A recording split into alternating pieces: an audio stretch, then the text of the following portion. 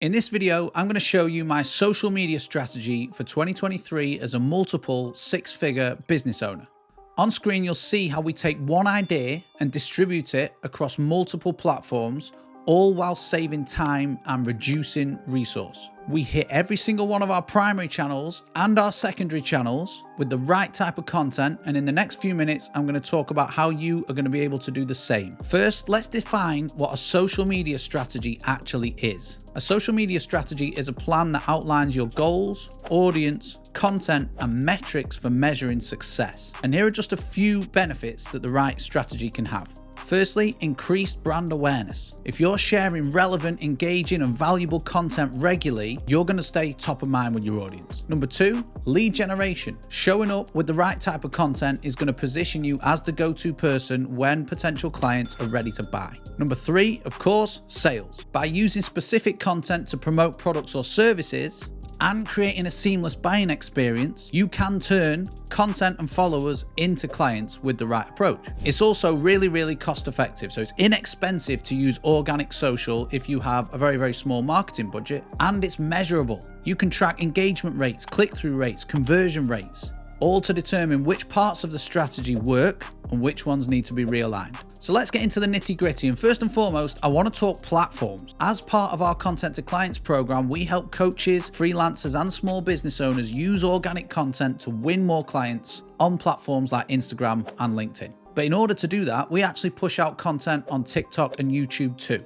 Why? Because it doesn't take much extra effort and it allows us to capitalize on the additional audiences that these platforms have. With Instagram, the content is entirely visual. The algorithm favors high quality images and reels. Obviously this will change, but at the moment we're not seeing much traction with reels. So we'll push out carousels and single images mostly, with maybe 2-3 videos a week. LinkedIn is typically known for business content, but it's far from the corporate jargon and boring content that it was 2-3 years ago. At the moment, similar to Instagram, we're seeing LinkedIn favor single images and carousels over video. But we're still pushing out video twice a week to differentiate from the competition. So Instagram and LinkedIn are fairly aligned. With YouTube, it's video only. You've got the ability to use short form video and long form video too. So we're pushing out 5 short form videos every week and 1 long form.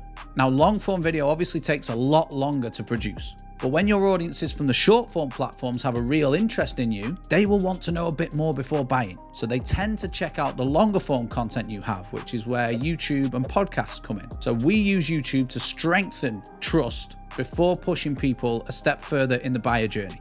And TikTok, the new kid on the block, has tremendous reach. And whilst it's definitely our lowest priority platform, it's worth having a presence on there just to build slowly for the future. Now let's talk about video specifically. And we use short form video for lots and lots of reasons. It's probably the easiest to make. It separates us from competitors who aren't. With tools like ChatGPT and other competitors having in-house design teams, video is the only way to guarantee to your audience that you are the person behind the content. You can't do that with images and text. Not only that, it's more memorable than the other forms of content too. People get to see and hear you, and that's so important when you're building a personal brand.